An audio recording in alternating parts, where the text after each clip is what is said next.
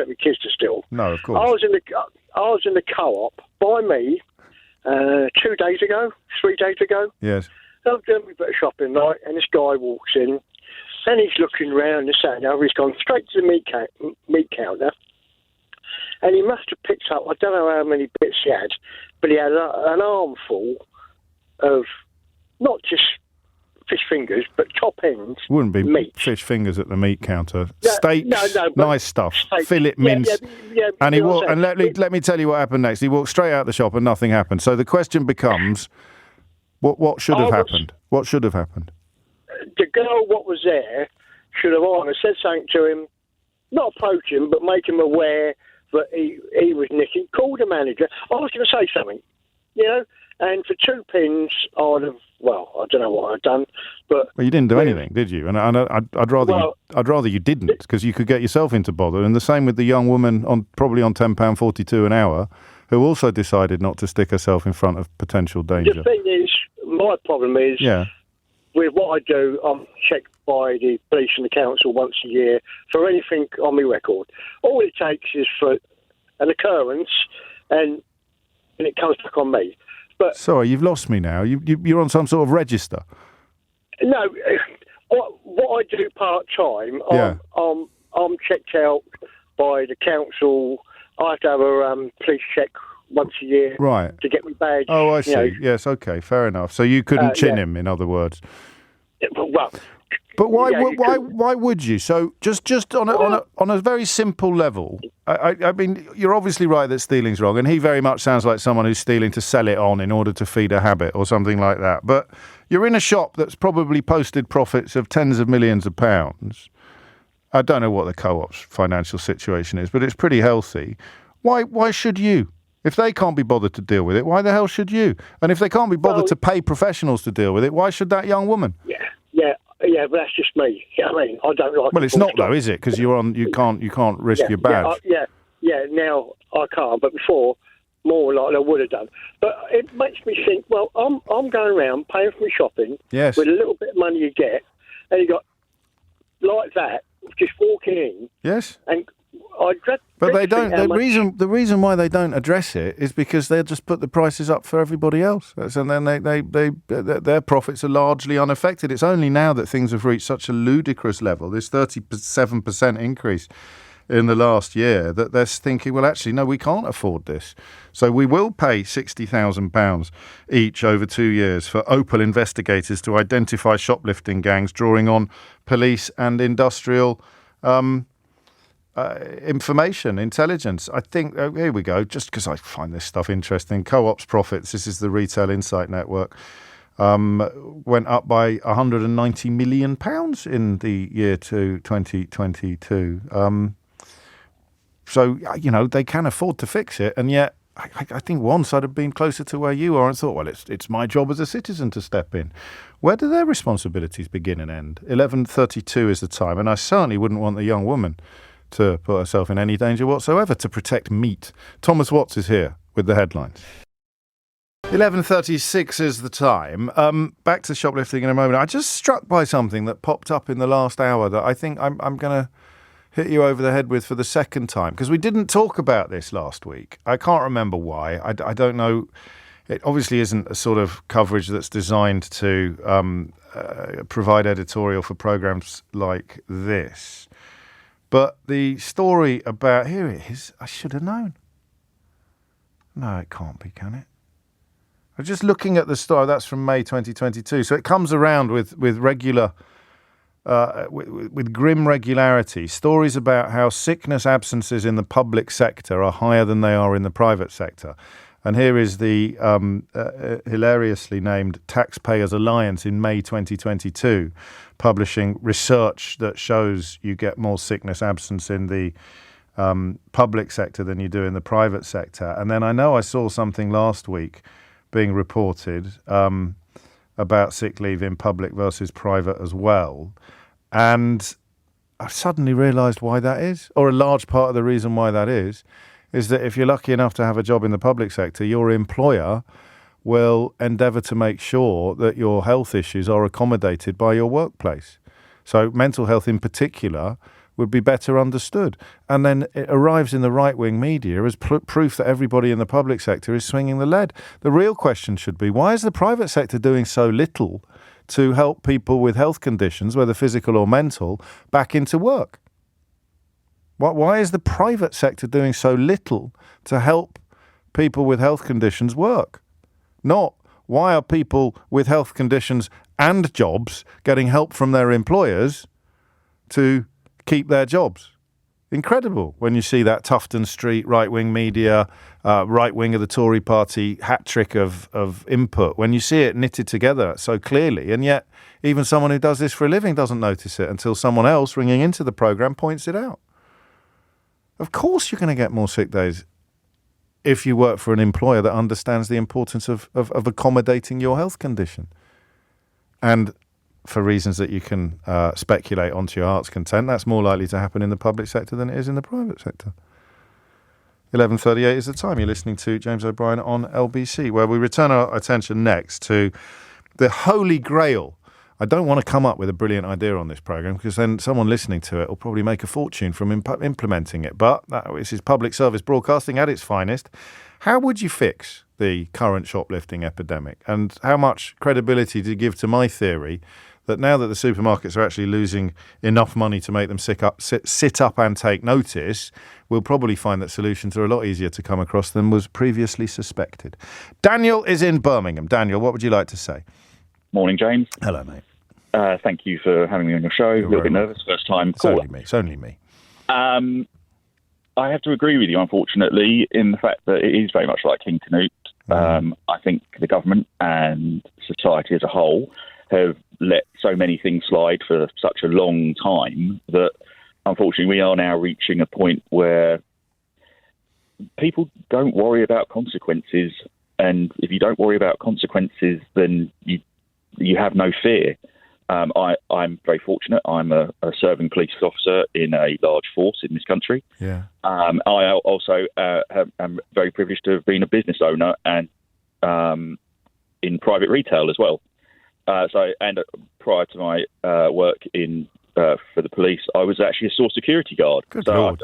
You're ridiculously well qualified for this conversation. Exactly. I can give you some really interesting points of view on quite a few of your topics, although I don't think I can give you an answer, unfortunately. No, that's very honest of you. First of all, I think your callers so far and yourself have been quite right. There are two different types of shoplifter. There is those who steal bread and soup, as your previous caller said, to feed their families.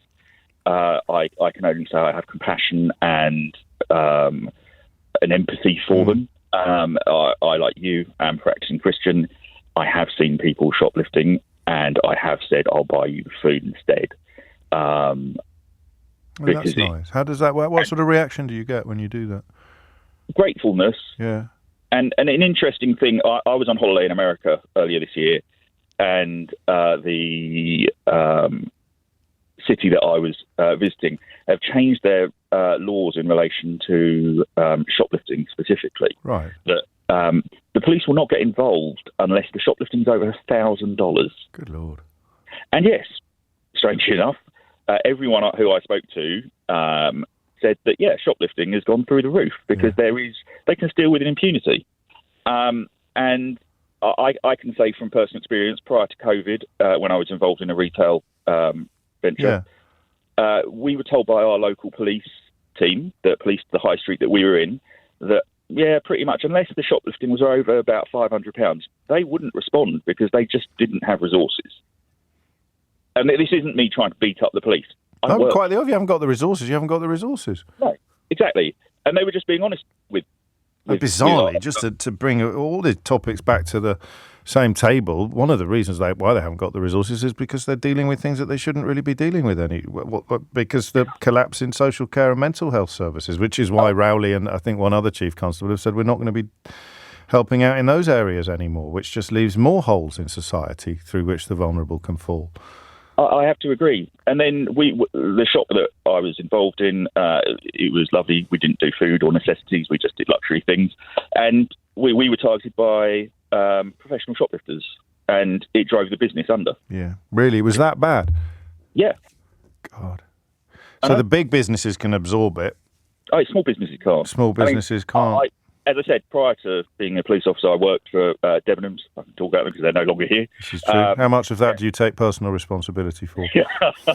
I left a long time ago, so I'm not too worried about that. That's what they always say. The damage was done, Daniel. The damage was done. Exactly. But they had, working in loss prevention there, they had basically Debenhams, I think, were budgeting 10% loss of profits on shoplifting, and kind of they can afford that. As a small business, you can't afford 10% of your profits to just disappear. So what would you do then? Because I mean, did you hear me say about the transparent cabinets at my local supermarket? Have you heard of that before? Where you hit the button and the staff comes to open it for you. It's quite fun, actually.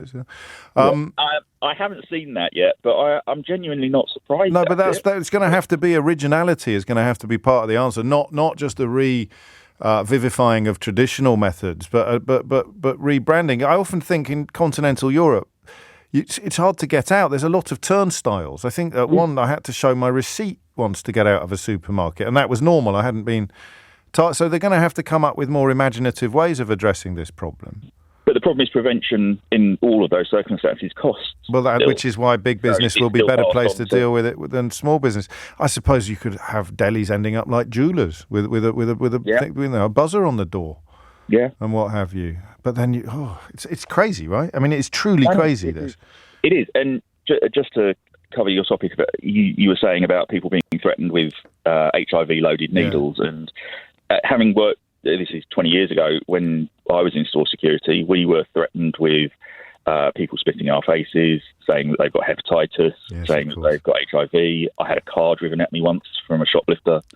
What were you when you were outside?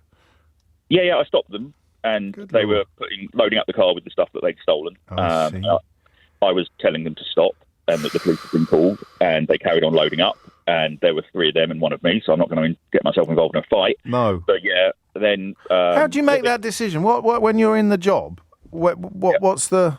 Because as a police officer, you don't really get to pick and choose which people you go after. If you don't go after someone who is obviously a wrong 'un, you could get into trouble professionally. But as a security guard working for a shop, how does that work? Interestingly, they talk about that, but certainly back then, they talk about the fact that it is insured and that you aren't to take a risk. Right. But then kind of where do you draw the line? And it's very difficult. I mean, the circumstance that I was talking about, red mist had descended a little bit, and I wasn't thinking as risk adverse as I probably should have been. Yeah. But that's difficult once you started something. It's very hard. I completely agree. I just wondered and part of that for them is a sort of preemptive hand-washing exercise. So if you do get into any bother, then legally they can say, well, we encourage people like Daniel not to get involved in these situations. So there'll be a bit of backside covering going on as well. Mate, it may be a bit late for the junction. I hope you've got...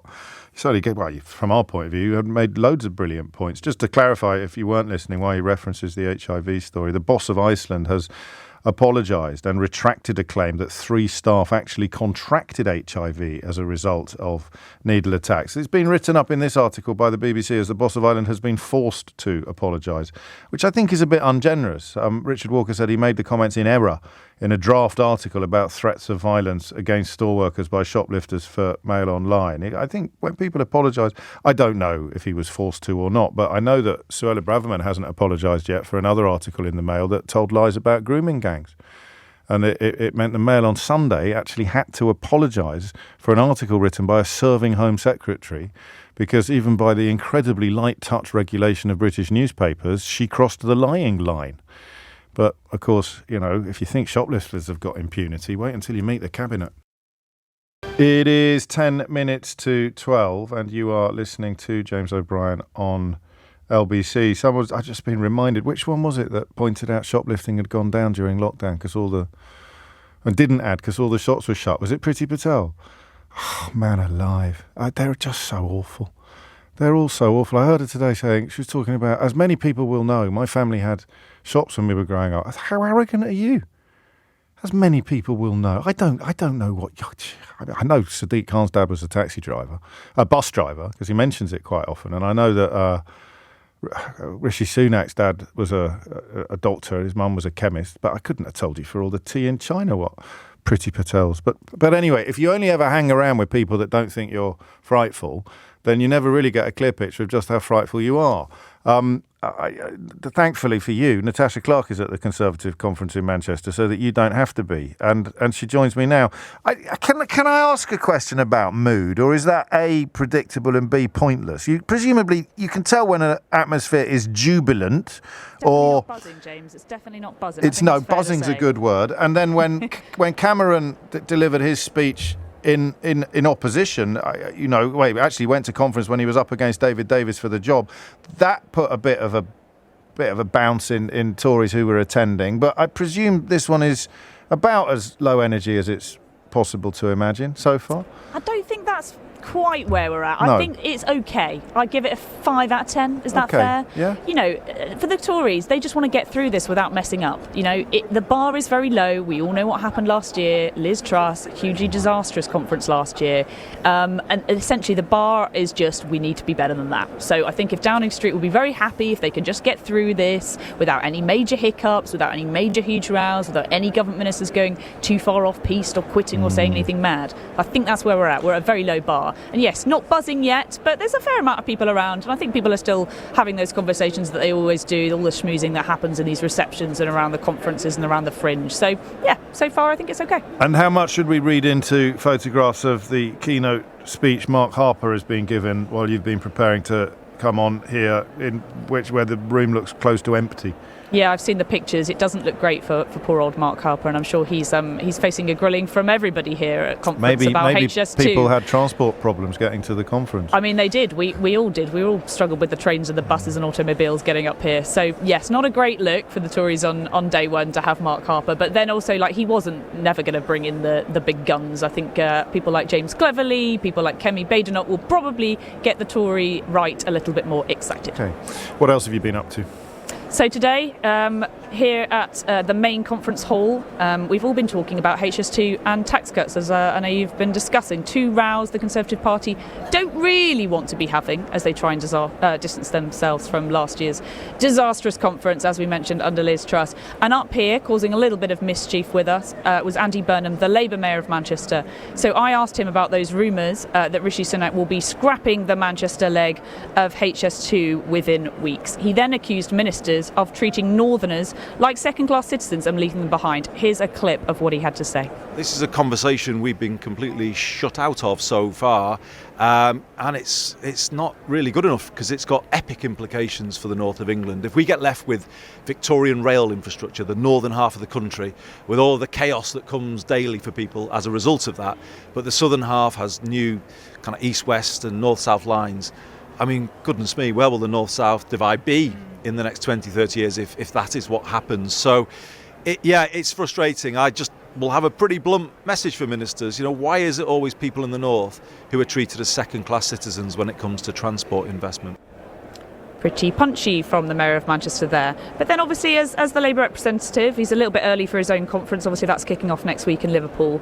But I think everybody will be asking Labour now those big questions. Now they are on the precipice of a possible Labour government within the year. What would Labour do differently? So I thought I'd point out to him that his own party haven't committed to building it in full either. I asked him, are you urging your Labour colleagues to commit to building it in full if they make it to number 10 next year? Here's what he had to say.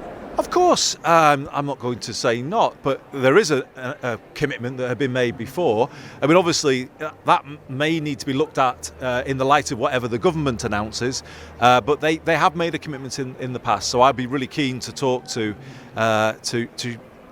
Keir and shadow ministers next week because levelling up cannot happen, in my view, true levelling up, without that big strategic infrastructure. And the idea today from the government that you can scatter a bit of money here and there to kind of 50 towns seemingly chosen at random, or I'm not sure how random they've been chosen, that levels up and you can do it without strategic infrastructure. Well, sorry, I don't buy that at all.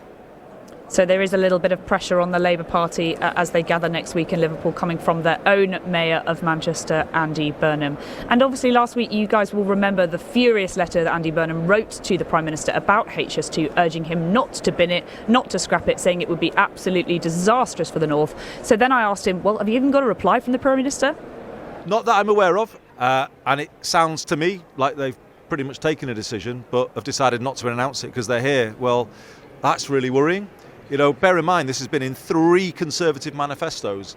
up until this point. And it's not just the north-south infrastructure. What it enables is that east-west line across the north of England. So they really will be pulling the plug on us if they do this. Andy Burnham there, clearly being shut out of the major decisions on HS2. He said he will be meeting with the rail minister today. He told me to try and find out what is really going on, whether it will be delayed. But some conversations we've also been having today with people suggest that the Prime Minister could just kick the can down the road and launch another big review. Very bold. You've got to love a review. What would you speculate might be pulled out of hats? Let's focus on the Prime Minister. I mean, it doesn't have to be a very big rabbit. It could even be a rabbit, Natasha, that we've already had glimpses of. But he's got to throw something into the mix, doesn't he, during his big speech? Yeah, he really does. And so far, the stuff that's been sort of briefed out to various newspapers that we've seen isn't very inspiring, is it? Like, banning smoking and reforming of A-levels. It's mobile not really phones in schools. Banning mobile phones in schools. It's not really very inspiring to the wider electorate. But yeah, Rishi is going to have to, in the next 24, 48 hours, decide what he's going to pull out of his magical hat when he does make his conference speech on Wednesday. This could be the last conference that we have before he goes to the polls in a general election. And still people repeatedly here are going, we don't really know what Sunnakism means, we don't really know what Rishi stands for, we don't know what policies he would bring. And obviously there is a really fine balancing line there, because he doesn't want Labour to nick all their good ideas, but he absolutely has to. It's a very generous analysis. Yeah. So what you're saying is he's got loads of brilliant ideas, but they all go to a different school.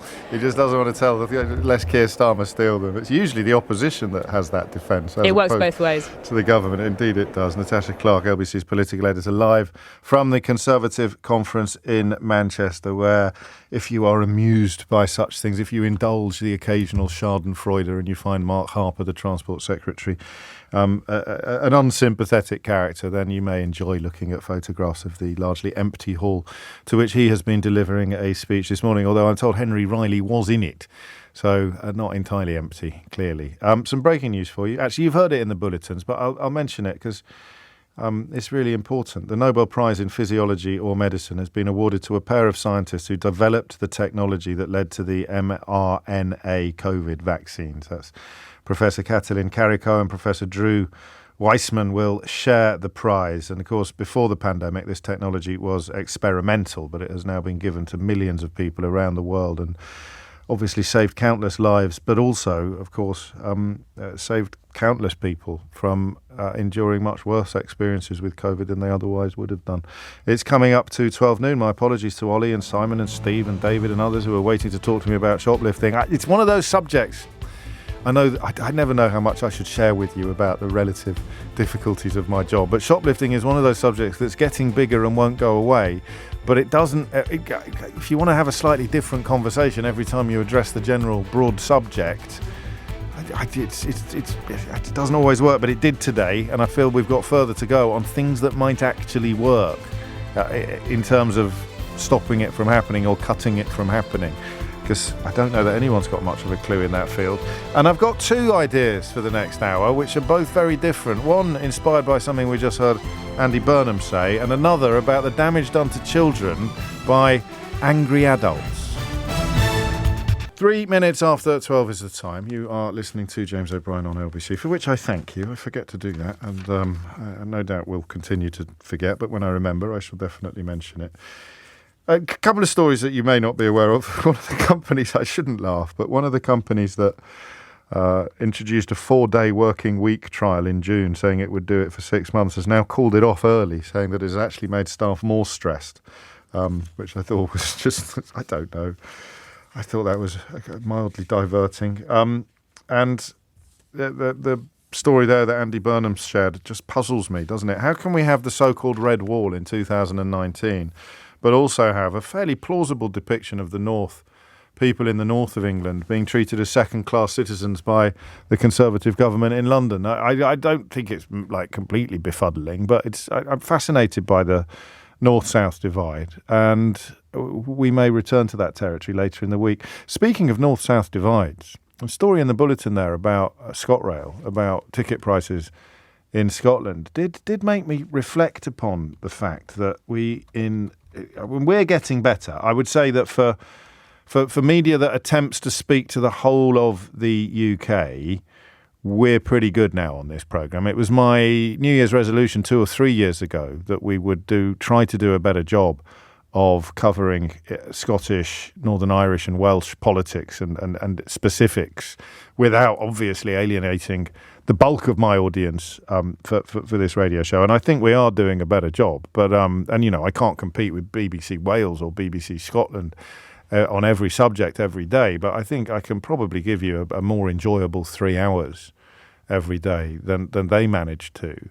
But one subject which fascinates me and which we may, if I can find a right way into it, looking at that ScotRail story, things about Scotland that most people in England don't know. And I don't mean,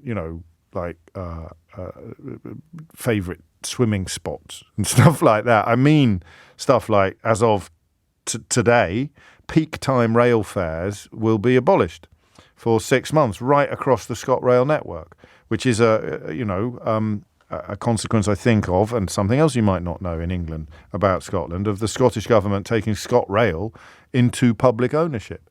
The difference between Scotland and England when it comes to NHS industrial action is absolutely enormous.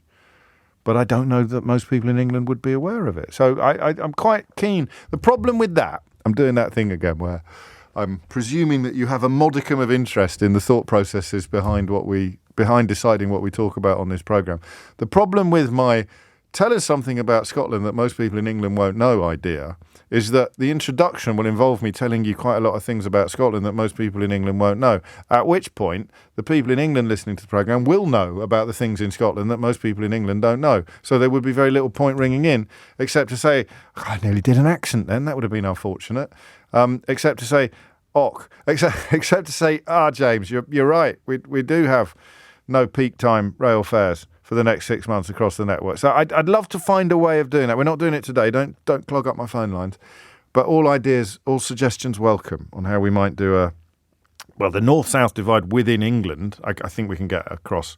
But the North-South divide as in Scotland versus England, I don't know that I've got the question right yet, so I might need a little bit of help with that. Speaking of the border between Scotland and England, whether historically or not, I can tell you that Gemma Collins has revealed that she spent the entire weekend feeling bad about the felling of the Sycamore Gap, the felling of that tree on Hadrian's Wall, and that is what I believe is known as breaking news.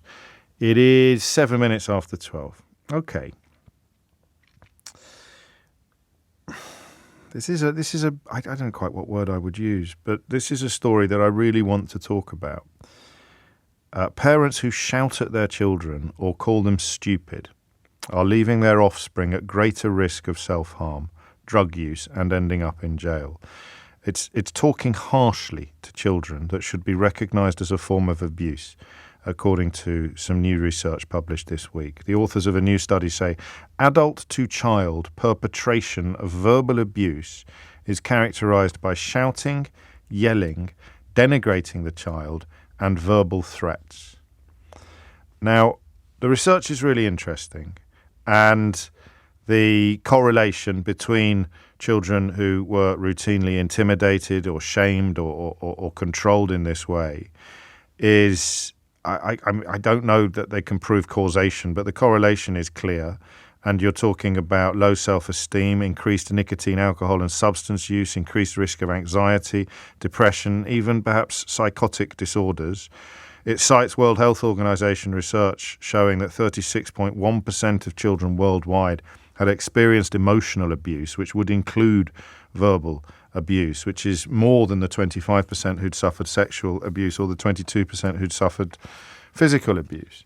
Now, I don't know that I need to share any more detail of this, except that the paper is called Child Abuse. It's in the journal Child Abuse and Neglect, where the academics write, these types of adult actions can be as damaging to a child's development as other currently recognised and forensically established subtypes of mistreatment, such as childhood physical and sexual abuse. So this is what you would call verbal abuse. And it doesn't just involve, the worst extremes. It would include all sorts of behaviours that are aggressive or violent or loud. Now, Why do I love subjects like this to talk about? Answer, because they remind us that we're capable of change. And the reason I know that we're capable of change is because even in the course of doing this job, I would have been on the other side of this argument. I was very, very much of the view that we are... I mean, you probably find this quite hard to believe if you've been listening for the last 5 years or so, or the last 6 or 7 years, and not before. But I very much used to, and I was authentic. I did mean it, even though I was horribly wrong. I was very much of the view that you need to be tougher with children, particularly children with a proclivity for misbehaving. Now, I discovered in therapy how I had ended up in that place, and it's pretty straightforward and a very common therapeutic experience. I was persuading myself that emotional abuse I had endured at my boarding schools hadn't done me any harm. And that's why this is quite a difficult subject to broach on a radio phone-in programme, because a huge number of people persuaded that this is a load of woke nonsense and the only language some children understand is a clip around the ear or, at the very least, a shouted admonishment. They are the people that I used to be. They are, and you, if I'm describing you, you won't like this and you certainly won't agree with it, but you are persuading yourself that the emotional abuse you suffered was not abuse and that you were fine and that it didn't do you any harm by insisting that the correct way to treat children is to shout at them or to threaten them or to denigrate them or to call them names. And we build these survival personalities for a reason. This is the bit I haven't quite nailed yet. I've taken my wins and my benefits from therapy and they've changed my life in unimaginable ways. But the bit I haven't really yet got my head around is the knowledge that I needed to do what I did.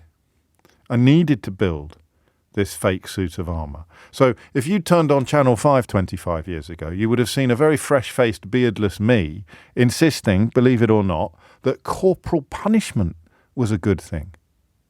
That the only language some school children understood was deliberate, formalised, sanctioned violence and physical pain. And I would have said something like, well, as long as it's properly policed and, you can't just let any teacher clatter a child. There has to be a sending it upstairs and only 1 or 2 teachers in the school are sanctioned and you can deliver the child to that teacher to be beaten. And I would sit on television and say, it is, I know it's the only language some children understand because, and I would say this and I would mean it and I believed it in my heart, I would then say, because I was that child. I thought it was such a zinger, such a zinger, such a killer argument. You got some bleeding heart liberal sitting next to you going, you can't hit children. And I would say, well, I think you'll find that I was hit and it didn't do me any harm. I was beaten regularly as a child and look at me now. Thinking perhaps mistakenly that was somehow proof that beating children was a good thing. But I needed to build that survival personality to get through what I endured at school. And that's the bit I haven't quite reconciled myself to yet. There's a better late than never argument. Most of us who've benefited from therapy will say, especially if it's late in life, will say to our therapist at some point, God, I wish I'd met you 20 years ago. And a good therapist will respond by saying, don't think like that. It's better late than never. And you still had wonderful times in your life and you built wonderful relationships. You're just going to have a better time now. So just focus on how lucky you are to have the future, not how unlucky you are to have elements of your past.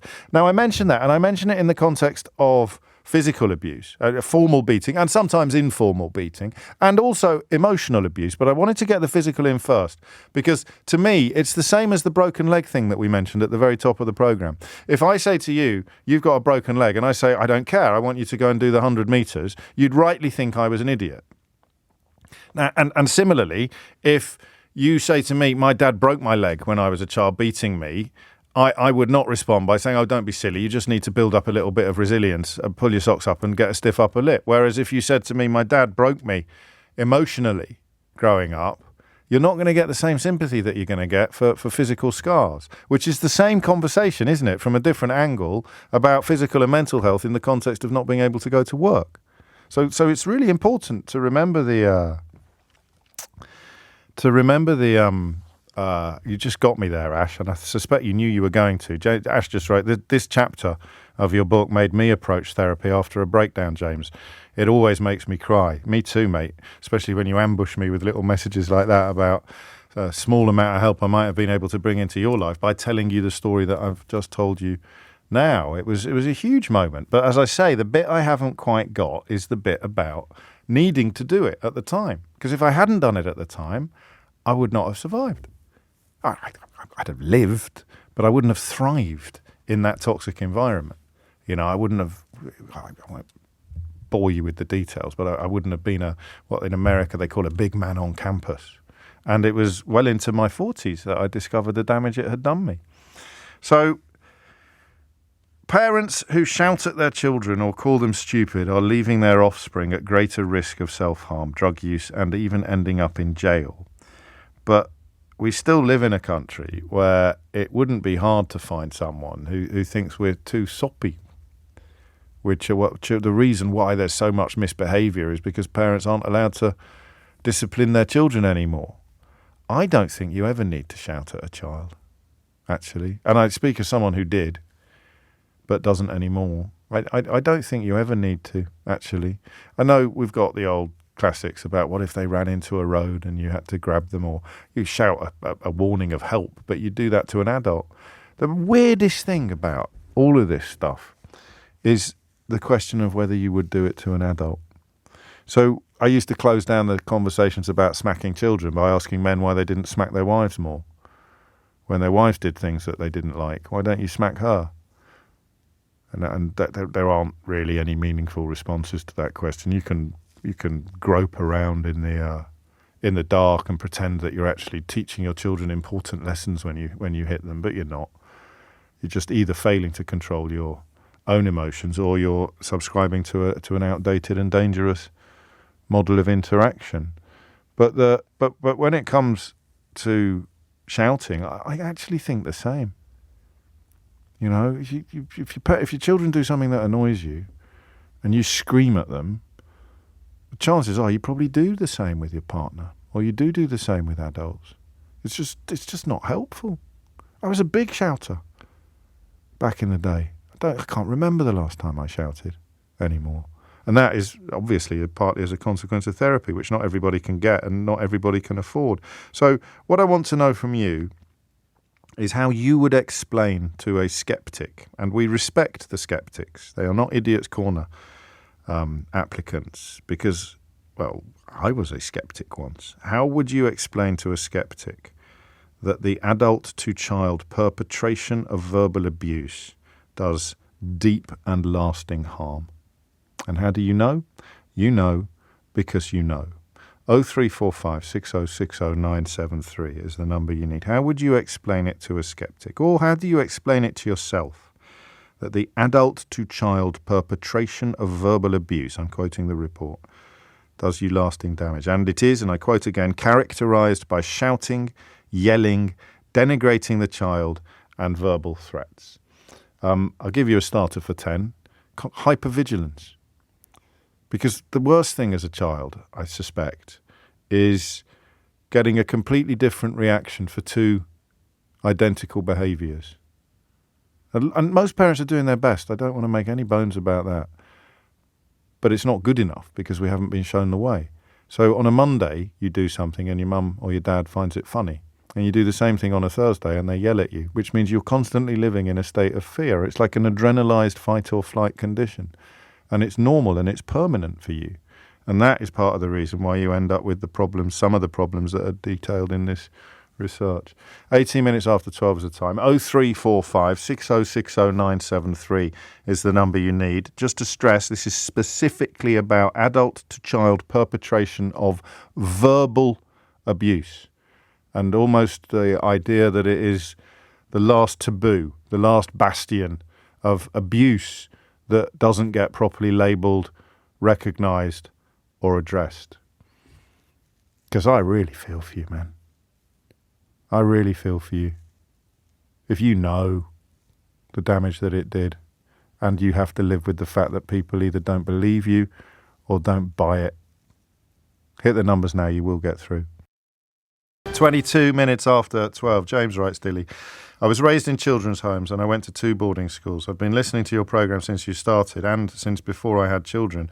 God, I wish we'd had this conversation long ago. Oh, remember what I said, Dilly. Better late than never, yeah? Better late than never. 22 after 12 is the time. Rachel's in Leeds. Rachel, what made you pick up the phone? Oh, hello, sorry. Hello. Hi, a bit nervous. It's only me. Well, it resonates. I had a child of my own a couple of years ago, and it was very triggering. And similar to you, therapy really turned it around. And I really believe that probably more people need it than they realise. And do you know who needs it? Do you know who needs it most? Our parents. Well, no, let's not go there. Got a bit Philip Larkin. No, the people absolutely adamant that they don't need it. Yeah, agreed. Which was me for a very long time. Yeah, true. Yeah, and it made me think of this expression I've picked up along the way, which is that pain that is not transformed is transferred, and it jumps out because I think it's just entrenched in our previous generations, and I think it's so embedded in our culture, in our habits, that we don't really think about why that's the best solution, and that pain that's not transformed and is transferred is because our parents and their parents and their parents were treated even worse than we were. And it's just So when you say triggering, you mean that when you became a parent, you recognised the inappropriateness of some of the things done to you? And we're not talking about, well, I don't know in your case, but mine was at school rather than at home, but it's not things that were transgressive. It was perfectly accepted conduct a lot of the time. I don't know if that was your experience. Yeah, I think so. And I think when it's just you and the parent, it's in a bubble and you don't know different. And in my case, it was only ever emotional and mental, but you don't know any better, and you trust the adult. And I think the trigger I'm speaking about is I suddenly went from a very kind of closed-off individual to someone that felt like a child again, and I had to recognise that my instinct on how to treat my child wasn't ideal, and it because didn't feel you would feel like shouting, or you'd feel like and I think it upset my inner child that wasn't treated well. It didn't feel fair to me, and I think the instinct was to shout and make her the problem. But in reality, it was me that had the problem. That's a great way of putting it. And of course, you subconsciously, every time you shout, you're reassuring yourself that it being shouted at didn't do you any harm. Whereas, in fact, until you acknowledge that it did, you're stuck. Yeah. You're stuck forever. Yeah, agreed. And I think when we shout and we scream and we intimidate and we frighten our children, if it works, it's not because they're turning into healthy, stable children. They're turning into frightened people. And I think that was what my experience was very much. And I with my daughter, want to do better. When I say better, I don't want her to be afraid of me or hate herself or feel afraid of her partner or put herself in a box because she's too scared to be herself. Because if she's herself, she will be pushed away, shouted at. Yeah. Yeah, like properly expressive. And then, I mean, even if it's crying, you can frighten a child into silence and you think that that's worked or you think that that's succeeded, whereas what it's done is just bury something that is going to take decades to come out, if it ever does. Absolutely. So do you feel you're lucky? Because I do. I mean, to have had that. Otherwise, who knows what path you continue going down. Absolutely. Yeah, I think I feel very, very, very fortunate that I was could access therapy for free when I was postnatal, and it transformed my life. And I really don't know where I'd be without it. I had terrible postnatal depression, sort of owed my life to that experience. But while I remember, the other thought that came to mind was all behaviour is communication, and I think we have to look at where children are developmentally. If they can't eloquently express themselves like we can, they cry, they kick, they scream, not because they're bad or because they're trying to manipulate you and make your day harder. It's because it's the only way they know. It's the only access to communication they have. And it's our job to show them better ways. That's really nicely put. Yeah, I hadn't thought of it like that. But you're absolutely right. Of course it is. It's articulating as opposed to being articulate. Rachel, thank you. As you were speaking, this came in from Will, who's in Tower Hamlets, that I think you'll appreciate. It's a bit of a strange one, this, James. My mum used to shout at me and point at my face, and I thought nothing of it, thinking it was entirely normal. Fast forward to today, and I have an uncontrollable urge to shout and point at our new puppy that we recently adopted whenever he misbehaves. I can't help it. I know it's wrong, but I just can't think rationally during the heat of the moment. I never knew I had this problem until we adopted him, but it's highlighted to me that I need to work on this behaviour before I have children of my own. It really does, actually. 27 after 12 is the time. Faris is in Hammersmith. Faris, what would you like to say? Hi, James. How are you? Very well, mate. What's on your mind? It's really triggering, I think, when you end up having children of your own, as the previous caller mentioned, you kind of end up being in a situation where you're constantly reminded of how you grew up. Yes. There's certain words like when you're growing up. I mean, I'm a bit of a stereotype. I went to a boarding school. I've had a lovely upbringing. Amazing parents who are probably listening now. They'd probably be mortified. But, we kind of used the word in our house when we were growing up as like, if I was being helped with homework and stuff, it was like, do you not understand this? Are you stupid? And it's not their fault. It's just the way maybe they were brought up. It's a good point, and it's an important point. And that's why you say mortified, because this was completely normal. Yeah, exactly. And then you end up getting older, and then you end up having children of your own potentially, and you end up mimicking certain behaviours. And at the end of the day, fighting fire with fire by shouting, it just doesn't work. It doesn't, no matter how angry or stressed out or upset you are. And from my own experience, it genuinely doesn't work. And the reason it doesn't work is because your children will be so honest with you. So you could spend the day with them, and my eldest will say, I've had an amazing day today, Dad. Oh, what was the best part of your day? Oh, we went to the cinema, we went to the park. Oh, anything you didn't like? Yeah, when you shouted at me because I wasn't brushing my teeth. And then it just makes you like the smallest person on the planet. Yeah. And so they are your key determining factors. And I understand where people have concerns and skeptically about these, how can I explain it, about the statistics. Maybe a lot of skeptics are thinking there's no way these kind of incidences are worse than criminal abuse, sexual abuse, child trafficking. I get where they're coming from that respect. But at the end of the day, I think abuse is abuse. And I think we don't talk about it enough. And I think with your previous caller and even yourself, if you're smart enough to try and get some therapy or some help, it's really, it's sobering. But it means that, as you said previously when you started the call, it's not too late to change. Yeah, always. That is the single most important lesson out of all of it. And everybody benefits when you do. You're a parent yourself now, I think. Yeah. Clearly you are when the children are saying that to you. And you just, it's bizarre. And did you get it right from the start, if you don't mind me asking? What, in terms of parenting? Yeah, in terms of shouting. Oh, no, I'm failing and succeeding every day. Yeah. It's, I think it's the hardest thing I've ever done physically and mentally. Well, I completely underestimated it. Yeah, welcome. It's the same. But what's interesting from what you said at the beginning, that the most hurtful and upsetting words they experience. Now, we might expect some Anglo-Saxon language to come in here or some, traditional pejoratives, but actually the most hurtful and upsetting words that children experienced were, you're useless, you're stupid, and you can't do anything right. Yeah, that figures. And the most positive things that I sense you say to your boys a lot were, I am proud of you, you can do it, and I believe in you. And put it like that. And it's the most obvious thing in the world, isn't it?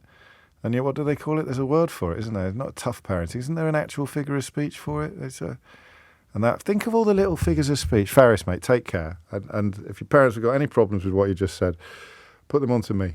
I think this is really illustrative sometimes. The stuff that we never questioned. You've got to be cruel to be kind. You've got to be cruel to be kind. That was almost always said in the context of parenting. You've got to be cruel to be kind. Didn't do me any harm. It flipping did. The louder you say it didn't do me any harm, the louder your inner child is shouting, it really did. It really did. But you've got to be cruel to be kind. What the heck do you think the stiff upper lip is if it's not a socially inculcated instruction to completely ignore your feelings and what's going on inside you? I like this as well. I once asked a school teacher who didn't believe in discipline why he disciplined his dog with a long stick. He replied to keep him under control, and I replied, okay.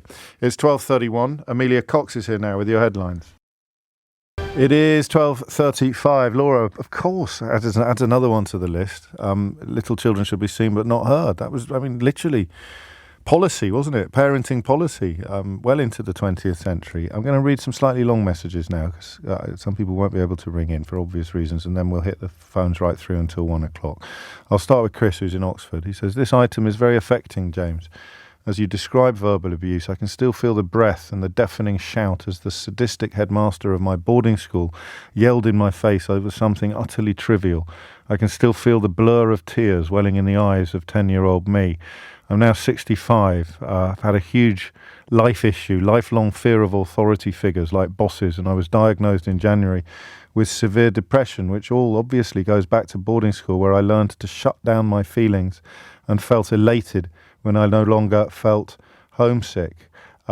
This is similarly powerful. James, I really want to call, but I can't talk through my tears right now.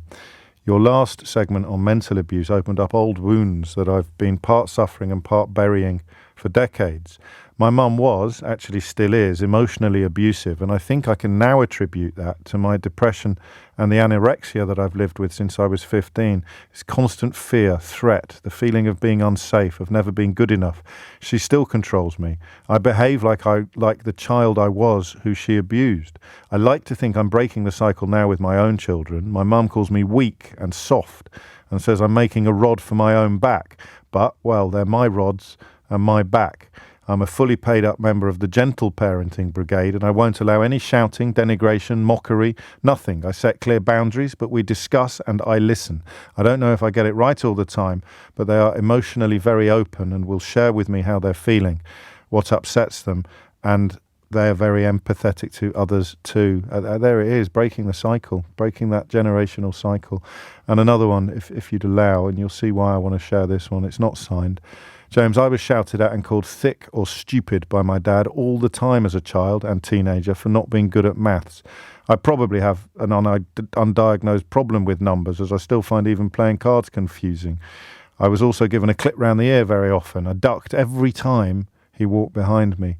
I was never beaten, but it's made me very anxious and feeling very low self-worth. So even if you don't buy the bits about addiction and other behaviours, the bits about self-esteem are so clear, aren't they? So obvious. Back to the phones. Kelly's in Lambeth. Kelly, what would you like to say? Hi, James. Basically, most people have said what I more or less wanted to voice, but I'll say in my experience. I was telling your researcher throughout the lockdowns, I actually invested most of my my savings into 3 forms of therapy: hypnotherapy, psychotherapy, and EMDR, because it got to a point where I had such low self-esteem that I was thinking of getting myself out of this life. Okay. A lot of people don't understand why anyone would think like that. I fully knew it came from my childhood. My mother was one of those nothing's good enough sort of thing. Yeah. I do everything wrong. I'm rude. I'm the problem. I did what a child would do, just be a child, but everything was my fault, including her problems. Obviously, now growing up and doing my own research, psychological research, she was projecting what she hated in herself and me. But when you're not aware of that, you just sort of get on with life thinking you are the problem and trying to be as perfect as possible for everybody else, when in reality you're just being you, and you're not going to be able to satisfy anyone, including that parent that is now you're an adult. So obviously you just get on with life and everyone else thinks there's something wrong with you as well as you. It becomes very difficult for you to understand that unless you have to look at your parents honestly and realize, as much as your parents are your parents and you love them, there is a possibility you don't like them and they were cruel and abusive towards you. A lot of times parents are the ones that needed to develop first before they had kids. Yes, I guess so. And it doesn't have to be conscious. I think that's what probably most people who approach this conversation from a position of confusion or skepticism will be most taking away, is that parents who thought that they would, projection aside, who if you'd actually given them a truth serum, they wouldn't have thought they were doing you harm. They would have thought that they were doing you good while they did you terrible harm. Well, a lot of time I feel as though they justify it because if they actually have to, well, this is what my EMDR therapist taught me. A lot of times, mothers particularly, if they actually have to look at themselves and say, I was a terrible mother, it's something so unnatural to do that because they actually have to admit I was bad. which means you have to make atonement and make things right. And a lot of times, even your ego won't let you do that, particularly parents of my mother's time. She's in her 60s, that obviously parents do no wrong. I'm a child, I'm to be seen and not heard. I have no knowledge, I'm dumb. I'm just here to be, and that's it. Is EMDR a bit like brain spotting? Is that when you move your eyes across? That one, yeah. Oh, I'm fascinated by that. And it basically desensitizes you towards the memory, just becomes a memory rather with an emotion attached to it. It's very good. I recommend it to everyone. It does sound absolutely fascinating. And how have you changed as a consequence of undergoing these therapies? I've actually learned to actually love myself and accept myself, along with subliminal messages that I was recording and listening throughout the night so that my brain would actually absorb it into my mind. And I've realised I have worth. I don't have to get involved with people that are familiar to my mum's treatment in order to break that cycle. So what were you doing? How was the cycle? How did it? If you don't have to tell me if you don't want to, but what sort of behaviours were you doing that you don't do now because you've learnt that? I would put up with people's crap. Yeah. I would put up with people mistreating me. I'd think it was my fault. If people had a problem with me, I must have done something wrong. So I'd go home and have to analyse what I did, hypervigilance, as you said, and see what it is that I was doing wrong. And then most of the time I didn't do anything wrong. And I'm a human. I have flaws and they're permissible. But trying to be perfect is always going to cause you problems because you will never be perfect for anyone. That's probably the killer bit, isn't it? Is it for what you've described? It's very different from my experience, but that self-knowledge, self-care, self-awareness, self-awareness, and what's it done? Again, you don't have to tell me. What's it done to your relationship with your mum? She won't change. She becomes defensive. But you can't change her. That's one of the things we learn, isn't it? Or you can only change yourself, and then I hopefully you can change the way people respond to you. But that's not happened here. I feel as though parents have such a strong hold over you that in my case, I just have to keep her away. Because she still does stuff that I think, but you're so much older, how can you not be wiser? She still does things that is like, okay, no, I have to keep away from you. Well, then you've got to prioritise your own health and well-being over anything else like that. Thank you, Kelly. It's incredible stuff. I should stress I'm lucky in one sense because at home was always very, very safe for me, very happy. But that's why so many people who get in touch on conversations like this are boarding school survivors, but equally you could have had a terrible time at home and boarding school would be a refuge. I've got a couple of friends who've been in touch since I wrote my last book to tell me they had the opposite experience, and we of course had no idea at the time how awful their home lives were. Barbara in York writes, my mother was always telling me that she was ashamed of me and she used to threaten with sending me to a children's home if I didn't behave. That's my most abiding memory of her. No wonder I've had low self-esteem for my entire life. There's so much going on, isn't there, that you don't notice until someone takes the time to notice. Mia is in Cardiff. Mia, what would you like to say? Hiya. Hello. So my relationship with my stepdad now is fantastic. I've been through a lot of therapy, and a recent big family trauma of mine has kind of brought the family around me, and he stepped up and he's told me how sorry he is and he sees it, so that's all good. Yes. But actually, like, the behaviour, like, he was my stepdad from the age of 2. Right. My dad didn't, I know my dad, we all live around the corner from each other. Okay. But he wasn't in my life for a very long time. So I had an absent dad, and I had my stepdad, and all I ever wanted was just love and acceptance, and that seemed to be exactly what he couldn't give me. Was he a shouter? Yeah, he was, like, all the family knew, like, he was a harsh man. Yeah. With a short fuse. But oh my God, did he adore my mother? And I always saw that, you know. And so that's a huge saving grace, really, in your. Yeah. But it's a lot for you to take on board as a child. I felt like a spare part that wasn't wanted around by anyone. Gosh. Apart from my mum, she was wonderful, but I took a grievance with the fact that she allowed my stepdad to be the way he was. Yes. I just always thought it was just like cruel behaviour. Like, your last caller really rang true with me. It's just like, you were just being a kid. and I've got a baby of my own now, and they, like, she's baby, but I have friends who have kids, and they're just kids. Like, I always thought I was just being a kid, and I always knew how he treated me wasn't nice and wasn't quite right. Because I don't want to run out of time. What changed? How did you turn it into this? Don't apologise to me. It's my fault. I'm supposed to be the professional here, man. How did it change? How have you reached a place where you've come to a better understanding? He's changed how he behaves, presumably, and you've come to a better understanding of why he did behave like he used to behave. Yeah, basically. If the first part was me going to therapy and seeing him as a person and a human being who has their own flaws and own issues and own traumas, and I did a lot of work with being a child and ideal parenting and stuff like that. And then my partner passed away very suddenly when I was pregnant. Oh.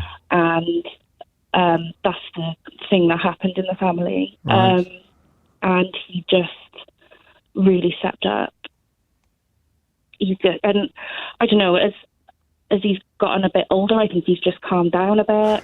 Maybe he doesn't feel as much pressure on him. Yeah. We always joke that a vasectomy maybe had something to do with it. But, like, he's a lot lighter now, and I think he's learned from what happened with Phil that he just needed to be kinder and more appreciative. And I suppose he asked himself because he cared for you even when he wasn't looking after you, but in the way. And he reached a point where he had to ask himself what he can do to help you best. I think it was just recognising that his behaviour wasn't okay. Like you said, I don't think he ever meant me harm, but he was a young man with a stepchild, and I don't know what else maybe was going on, but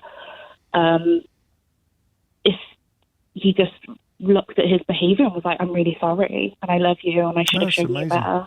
And he reached that on his own. I mean, with the trauma that the family experienced and your terrible bereavement, but he managed to kind of clock it and change it himself. Thank you, Mia. It's 12:48. You are listening to James O'Brien on LBC. Sort of the damage done by what we would call verbal abuse, how so there'll be I can tell from my inbox actually, which is very moving. An awful lot of people have felt pennies drop in the course of the last 48 minutes, like the sense of, particularly on self-esteem. And if you've got really low self-esteem, I think that Kelly nailed this particularly, you can end up in unhealthy relationships because you don't think you deserve better because you've got such low self-esteem, and that then leads to substance abuse and all sorts of other issues, and that can lead to criminality. So when you read that this kind of stuff leads to low self-esteem, increased nicotine, alcohol and substance abuse, increased risk of anxiety, depression and even psychotic disorders, you begin the conversation from a position of, really? That seems like quite a leap. And now, of course, it makes perfect sense. It's 12:48. 12:52 is the time. On Friday we ended the show with a Philip Larkin poem, didn't we? And there is a rather obviously pertinent poem by Philip Larkin that could be shared at the end of this hour as well. This Be the Verse it's called, but it contains at least two words, well, the repetition of one word that I certainly can't repeat live on the radio, but you're probably familiar with it. If you're not, just substitute the word mess for the more obvious one. It says they mess you up, your mum and dad.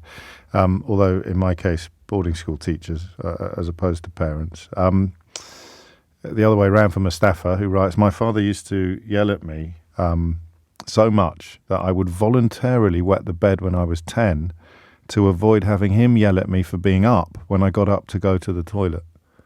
Oh, mate. I then involuntarily wet the bed from the age of 13 until 20. I'm so conscious. Even walking through my office to my seat makes me anxious. So Mustafa desperately trying not to draw any attention to himself, because whenever he attracted his dad's attention, he would get screamed at, he would get yelled at, and it's frightening. Noise is frightening. Little things, big noises. Think about it. You still jump sometimes when someone takes you by surprise, or when a car backfires up the road. You do that on purpose, right into the face of a tiny human. 12:53 is the time. Jake's in Bristol. Jake, what would you like to say? Good morning. Well, What I've been through is very much about shame. Both my parents had their issues. My father was an alcoholic and my mother was, is narcissistic. And with that, on my father's side, there was a lot of explosive reactions from him, which were completely unjustified for the situation. Because he's he's completely unregulated. So you can't know from one day to the next what reaction you're going to get for the same behaviour, which is just maddening for a child. Yeah, on my mother's side, though, she was very, very controlling. There was always an agenda. And because she lacked empathy, she had an idea of what I was going to become. And I had to forego what I wanted, my curiosity for things, with compliance. And with that grew an obsession to prove myself. I always had to try and gain her acceptance with everything.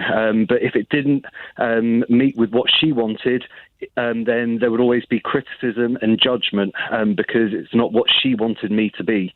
And growing up with this, my whole internal thought process it's a bit like being in a courtroom and, being in the dock, and I'm always having to defend myself. I'm always feeling guilty, always feeling that shame because what they call the inner child part of me has been the part I've had to exile. And with that, I've had to create this protector who's always justifying, arguing, defending, explaining, catastrophizing and criticizing. And, with that, that's become my armor and it's become my standard mode of thought. And it's only been in the recent years where, things were getting so bad that I was really feeling like I needed to end it all, where I managed to get into some therapy and I've been able to start seeing all of this. I'm far from mended, if there ever is that, but I'm starting to see it all now and appreciate, with what they call the self, the calm adult part of me. I'm getting perspective over these actions and behaviours, and with it, it's starting to give me enough perspective that I don't always keep jumping into the first thought in my head where I need to justify. I know exactly what you're describing. Exactly, to protect that, shame part of me. I'm so starting don't go to there. allow... So lash out, win the fight. Someone criticises you even mildly, just leave them bleeding in a metaphorical puddle on the floor because that is preferable to having a look inside. Well, the biggest part is, I've had to do it in myself, but also now I can see it in other people. Yeah. It's, recognizing the difference between the person and their behavior. We've all learnt these behaviors through defenses from our past, which have been then our parents' past. It's intergenerational trauma, basically. And with that, it's been really, really important to be able to separate the two. Whereas before, I was just interlocked between, myself and the other person and our behaviours. And, their behaviour that was, similar to my behaviour would then, literally interlock. And then that would be it in my mind. I'd be constantly pre-scripting, role-playing, trying to create the best, comeback and, sort of retaliation. I do know. How I mean, in obvious ways, how has your life outside the therapy room improved, if you see what I mean? You've hinted at it already. It's getting there, but it's still very hard because a lot of people around me, I spent a number of years away from where I lived to get some perspective over it all, but I've come back now because I realise that also what I love is here, sort of what I used to do, the passion and the true part of me, basically, the part that's been exiled. And, with it, though, I still see so many people who now look at me because I've been branded as being a bit crazy and a bit this, a bit that, by my family because they're so stuck in their defences that they have to be perfect. They have to, show no weakness. And, because I have opened myself up to it, I've then been, what they call the scapegoat in the family. I'm the one with all the problems. And you become a receptacle for, or the object of projection. Jake, take care, mate, and good luck with the work. It sounds like it is. Well, it is obviously having an effect, but I don't know that it ever ends, actually. I don't know that it's ever over. And I can't possibly read this out because it identifies a sort of semi-public figure, but I'll read out. It's probably not relevant, James, but I do recall some years ago seeing a gentleman totally losing it and shouting at his son in the street. It was over some sweets or something the kid wanted or something like that. It's the closest I've ever come to intervening in an incident like that, but I didn't. And the man and his children continued on their way. His wife followed, looking rather sheepish. The man was sort of having an adult tantrum in the street. It was in Hay and Wye during the Hay Festival. The weird thing is that later that day I saw the same man talking on the TV. It wasn't Rebecca Vardy's account, but I appreciate that there's an air of a cliffhanger to that. I know the person you're talking about, and I find your story supremely easy to believe. That is it from me for another day. We'll do it all again tomorrow morning from 10. If you missed any of today's show, you can listen back on Catch Up on Global Player, Rewind Live Radio, or enjoy the whole show podcast. Amazing full disclosure this week with Naomi Klein, which you can also find via Global Player, as well as all of LBC's shows to catch up on and the best video clips from across LBC and all our other global stations. So Rewind Live Radio on Global Player. Download for free from your app store or head to globalplayer.com. In fact, if you want to find a little more about some of the subjects we've been discussing this hour, the full disclosure episode with Gabor Mate would be particularly good as well. Coming up at 4 on LBC, it is Tom Swarbrick, but now it's time for Sheila Fogarty. Time for Sheila Fogarty. Time for Sheila Fogarty. Time for Sheila Fogarty. Time for Sheila Fogarty. Time for Sheila Fogarty. Time for Sheila Fogarty. Time for Sheila Fogarty. Time for Sheila Fogarty. Time for Sheila Fogarty. Time for Sheila Fogarty. Time for Sheila Fogarty. Time for Sheila Fogarty. Time for Sheila Fogarty.